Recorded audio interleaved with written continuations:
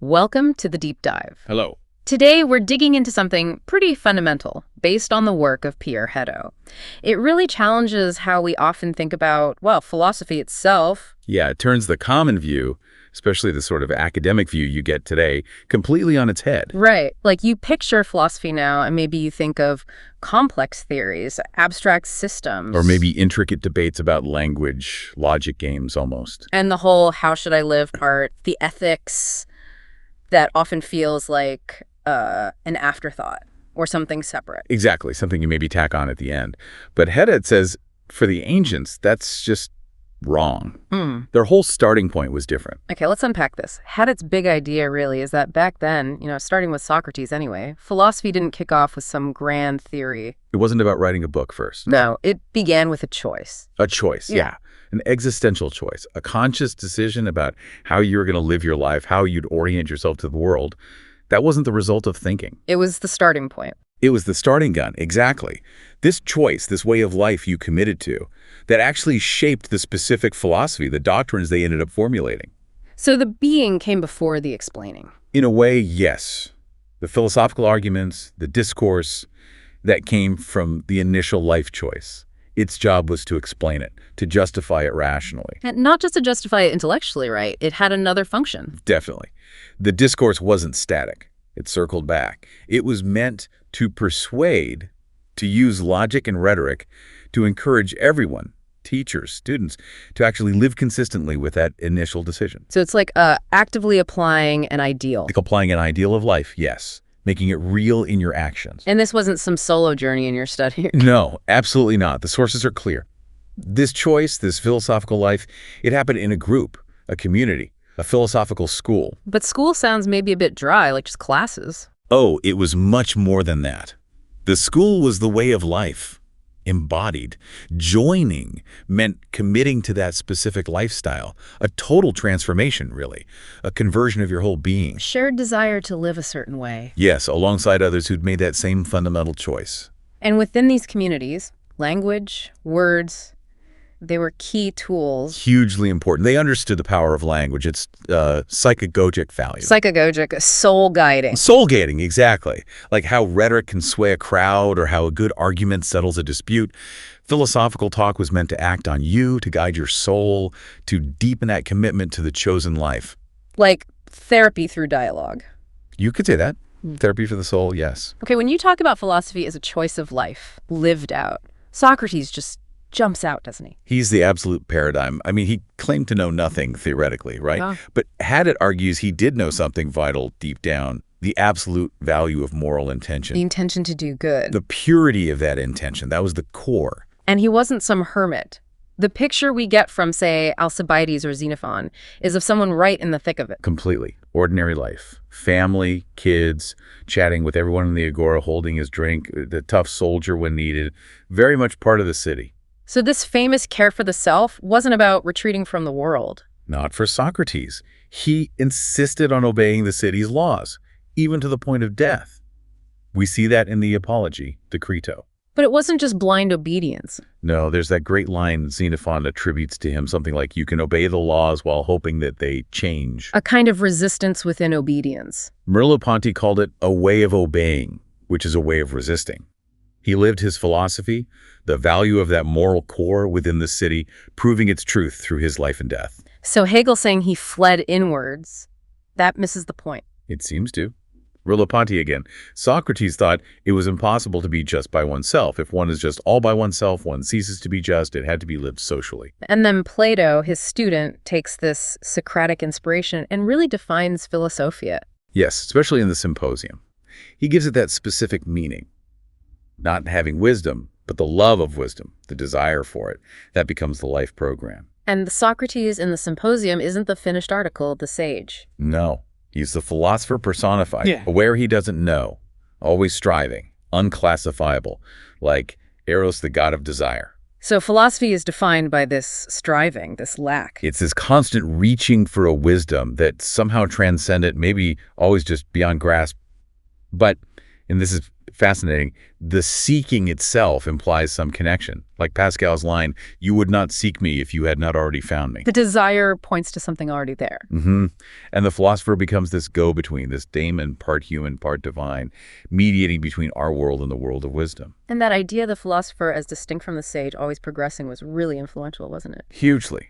Especially for the Stoics. They saw it as this asymptotic journey, always getting closer, but maybe never quite reaching perfect wisdom.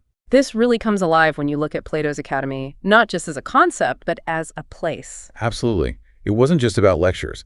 Plato set it up to forge that link between the philosophical talk and the actual way of life. A community trying to become, well, better humans? Exactly. An intellectual and spiritual community.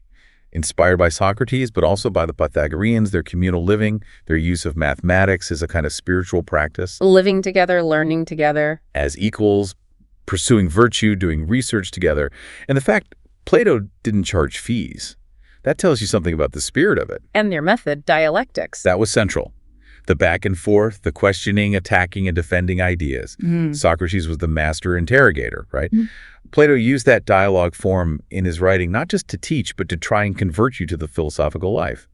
The practice of dialogue itself had ethical weight. Okay, what about Aristotle, Plato's star student? Did he continue this way of life idea? He did, very much so. For Aristotle, too, philosophy was both a way of life and discourse. He talks about the philosophical life, literally, life exercising itself for wisdom. And the peak of that life was theoria, contemplation. Yes, contemplation, study. That was the highest human activity, getting closer to the divine, he thought. His descriptions of this theoretical life reflect what they were doing in his school, the Lyceum, but it was also an ideal, a path towards wisdom. But even for Aristotle, just hearing the words wasn't enough. No, he stressed that. Discourse alone doesn't cut it. You need experience, slow assimilation. The words need to grow with us, become part of you. Real understanding comes from long familiarity, not just quick learning. And his take on the philosopher in the city, a bit different from Socrates. A little more removed, perhaps. He thought philosophers should shape politicians' judgment, maybe advise on laws, but their own lives should be dedicated to study, independent of the day-to-day political hustle. And Aristotle found a kind of spiritual practice in studying nature. Yes, a real joy.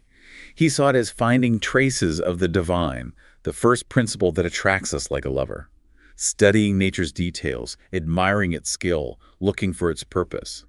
That was a form of contemplation for him. Okay, so if philosophy was about living it, what were the actual techniques, the methods they used for this transformation? Right, this is maybe the most crucial part Hadot brings out. Across all these schools, you find specific practices, what he terms spiritual exercises, ascesis, melite, deliberate things you do to change yourself. Not just thinking about changing, but actively practicing philosophy. Exactly. Tools for self-cultivation. They weren't optional extras. They were core to the philosophical life. What kinds of things are we talking about? A real range. Things for managing your inner world, like intense meditation on core beliefs. The Epicureans were told to meditate day and night on their main principles. Like death is nothing to us. Precisely.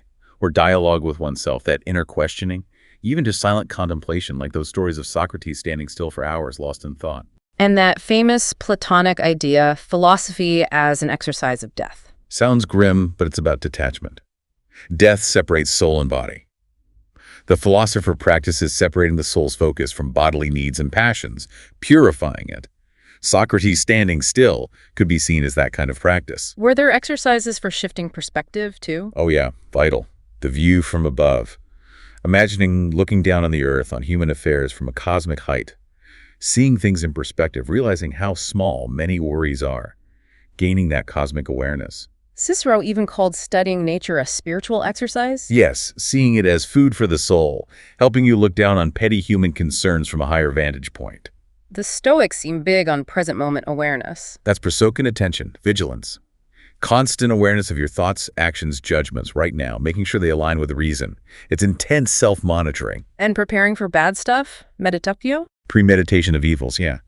Thinking about potential misfortunes, not to be morbid, but to mentally rehearse, lessen the shock, and realize that if it's external, it isn't truly bad in the Stoic sense. Your moral choice remains untouched. Thinking about death fits in there too. Powerfully. Contemplating your own mortality gives immense value to the present moment. Live each action as if it were your last. And exercises to broaden the self. Yes, through physics, in a way. Contemplating the infinity of the cosmos, time, space. For the Stoics, it meant feeling part of the whole, part of universal reason, saying yes to whatever happens. Marcus Aurelius talking about loving the universe along with it. That sense of belonging. Yeah, or Seneca feeling all this belongs to me because he's aligned with the reason that governs it all. And checking in on yourself. Self-examination. Regularly reviewing your actions, thoughts, progress. Did I get angry? Did I stick to my principles? Plotinus used that great metaphor. Sculpting your own statue. Chipping away the flaws. Purifying, letting the inner virtue shine. Ascesis makes you consciously become what you potentially are. Wow, and even just thinking about the ideal, the sage. That itself was an exercise. Contemplating the sage, or wisdom itself. Seneca described looking at a wise person like Sextius with the same awe as looking at the cosmos. It forces you to see differently, to see the world fresh. Okay, so armed with these practices, let's look at those Hellenistic schools, Epicureans, Stoics, skeptics, cynics. They were living these different choices. Exactly. Distinct communities, each built around achieving a specific kind of life through understanding and internalizing their core ideas. Dialogue was still key, often focused on practical theses. Is pleasure the highest good? Not just abstract debate, but figuring out how to live. The cynics seem like the most radical embodiment of life over theory. Totally. A limit case. They just rejected everything. Conventional hygiene, property, politeness, status, deliberate shamelessness, provocative speech, parrhesia, living rough. Their philosophy was their action. Diogenes just walking when challenged about motion, that's cynicism in action. Yeah. Minimal discourse. And Pyrrho, the skeptic model. He aimed for ataraxia, tranquility, through indifference. Believing we simply can't know if things are truly good or bad, that value judgments are just convention. So suspending judgment brings peace. That was the idea. Don't make claims, don't get attached to opinions, just live according to appearances, customs, natural inclinations, but without the inner turmoil of judging things. Suspending judgment stops you thinking this suffering is evil, which reduces the pain. They used short, non-committal phrases. Epicureans also sought peace, ataraxia. Yes, but through maximizing stable pleasure, mainly the absence of physical pain and mental disturbance. This required constant practice. Ask of is meditating on their core beliefs. The gods don't intervene. Death is annihilation. And their physics, atoms, and voids serve this goal. Directly. It was designed to eliminate fear. No angry gods, no afterlife to dread. Understanding the atomic basis of reality freed you to pursue tranquility in this life. Contemplating the infinite cosmos was also part of it, leading to a kind of godlike state, living like a god among men. And the Stoics, they had this elaborate system of logic, physics, ethics. How did that connect to their way of life? It all served the goal of living in accordance with nature or reason. Logic helped identify bad judgments causing distress. Physics revealed the rational order of the cosmos, enabling joyful acceptance of fate. Ethics guided your choices towards virtue, the only true good. So freedom for them was accepting fate. Accepting what you can't change, focusing your will on what you can control, your judgments and intentions. Practices like meditatio and prosoc were all about cultivating this inner alignment, this rational consent to the universe. It was one unified activity, living logically, physically, ethically, right now. Across all these paths, the figure of the sage looms large, even if maybe unattainable. Absolutely central. The sage was the North Star, the perfect embodiment of that school's chosen way of life. Described in their discourse as the ideal to aim for. But they thought actually becoming a sage was super rare. Most did. The Stoics were famous for thinking maybe only one or two ever existed, if any. Epicureans revered Epicurus, but generally, the sage was an ideal. Socrates was perhaps the closest real example, and he denied being wise. And a key trait of the sage was indifference to externals. Yes. For Pyrrho, indifference came from unknowability. For Stoics, things outside our moral choice, health, wealth, reputation, are technically indifferent. Their value depends on how the sage uses them virtuously. Only moral good matters intrinsically. So indifference isn't not caring. No, crucially not. It's a shift in what you care about. You shift your concern from uncontrollable externals to your controllable inner state. Your judgments, intentions aligning with reason. The Stoic sage can then accept externals, even hardships, with equanimity, even love, as part of the rational whole, saying yes to it all. And that leads to peace of mind. It's the foundation. Freedom from worry, because you're not attached to things vulnerable to fortune. And this sage ideal often blurred into the divine. Definitely. Greek philosophical theology often mirrors the sage. the Epicurean sage living like a god, the Stoic sage whose perfected reason aligns with divine reason, whose will merges with the universe's will. The sage embodies that perfect harmony. Okay, so that's the ancient picture Hadot paints. But then things changed. A shift happened. Yes, particularly in the Roman imperial period, from the 1st, 2nd centuries AD onwards. Philosophy started to become more institutionalized. Government started funding chairs of philosophy. Like Marcus Aurelius setting up positions. Exactly. And the nature of philosophical discourse began to change. It started morphing into what we'd later call scholasticism. Meaning the main activity became commenting on texts, interpreting authorities, rather than primarily living an existential choice. It became more academic, the age of the professors, you might say. Philosophy became more of a subject, serving other needs, maybe theology, maybe science. And Christianity enters the scene around this time, too. And presents itself as a philosophy, interestingly, as the true way of life. The Greek word logos helped here meaning word, reason, discourse. Identifying Jesus as the Logos allowed Christianity to frame itself as life according to ultimate reason. And did it borrow from those existing philosophical practices? Oh, absolutely. Christianity absorbed many of those spiritual exercises. Attention to self, prosoka, examination of conscience, meditation, keeping key teachings at hand. In short sayings, you see this clearly in monasticism. So even with this shift towards scholasticism, the older idea didn't just vanish. No, Hadot argues it kept resurfacing. You see echoes in someone like Petrarch, complaining that reading Aristotle didn't make him better, saying a philosopher is someone who lives the truth. It is more important to want the good than it is to know the truth. Exactly. Or Erasmus. Even, Hadot suggests, someone like Descartes. His meditations can be read not just as abstract arguments, but as a set of spiritual exercises the reader, the you, is invited to undertake to transform their own consciousness. And Kant, too. Kant distinguished between university philosophy, the scholastic kind, and cosmic philosophy, the search for wisdom, personified in the ideal sage, which you try to live up to. Philosophia as the ongoing search. So, bringing this right up to today, can these ancient ideas, this philosophy as a way of life, actually mean something for us now? Hadot certainly thought so. If we kind of distill their essence, remove the culturally specific or outdated bits, they point to fundamental attitudes we still need in seeking wisdom. Like a universal stoicism. He saw parallels, yeah. Right. Basic human responses to the challenge of living well, found across cultures, maybe even in Eastern traditions.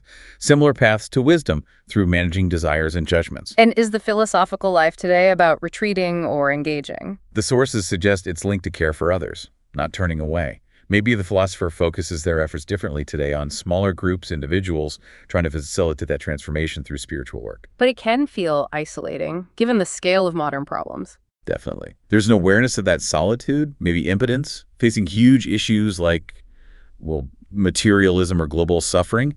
Part of doing philosophy today might even be feeling that difficulty, that disconnect. But the ancient wisdom offers something against just giving up. It does. It teaches persistence. Act reasonably, live by the ideal of wisdom, even if your impact seems tiny. That great Marcus Aurelius quote again. Don't wait for Plato's Republic. Just be happy if one small thing moves forward, because that small thing isn't really so small in the end. Okay, so wrapping this up, what's the big takeaway from this dive into Hadot? It seems ancient philosophy was radically different from just studying ideas. Radically different. It was a choice you made about how to be. It was a set of practices you undertook day in, day out to transform yourself, usually with others who'd made the same choice. The sage wasn't just a smart professor. They were this ideal, maybe unreachable embodiment of wisdom guiding the way. Exactly. And that picture, it really contrasts with how philosophy often functions today, centered in academia, focused on theory, on texts, sometimes feeling miles away from the messy business of living. Which leaves a really interesting question for you, the listener, trying to make sense of things today. In our world, just flooded with information, where knowledge often feels like data. Can philosophy still be, for you, a fundamental way of life? Think about it. The ancients used concrete exercises, not just intellectual arguments, to change who they were. What if integrating practices like that could genuinely shift your own relationship with learning, with wisdom, with becoming the person you want to be?